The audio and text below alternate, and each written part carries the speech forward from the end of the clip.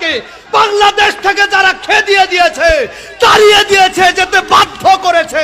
আল্লাহর কসম আমি তাদেরকে চ্যালেঞ্জ করলাম, এদেশে খুব শীঘ্রই তোদেরকে জুতা পিটা করতে করতে মারুবাড়ি দিল্লি ছাড়িয়ে দাও। শুধু একটাই, আমি আগেই বলি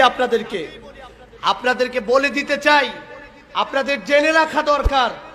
আপনাদের আবেগকে কাজ করান, হৃদয়টাকে একটাবার প্রশ্ন করেন, যেই মানুষটা যুবকের হৃদয়টাকে পাগল করলো, যেই মানুষটা প্রত্যেকটা যুবকের হৃদয়টাকে শীতল করলো, যেই মানুষটার পিছনে হাজার হাজার এমপি, পুলিশ প্রশাসন, এসপি তাকে প্রোটোকল দিল, কিন্তু হঠাৎ করে আমার মতো টুপিওয়ালা, পাঞ্জাবিওয়ালা, দাগড়িওয়ালা, আমার মতো দাড়িওয়ালা কিছু মৌলবী তার নামে মিথ্যা প্রচার আর ফতুয়া দিয়ে এদেশের আলেম সমাজের যে কলঙ্ক এঁকে দিয়েছে, বিশ্বাস করো যুবক, তোমরা যদি জাগ্রত না হও ওই ইসলামকে ধ্বংস করে ছাড়বে।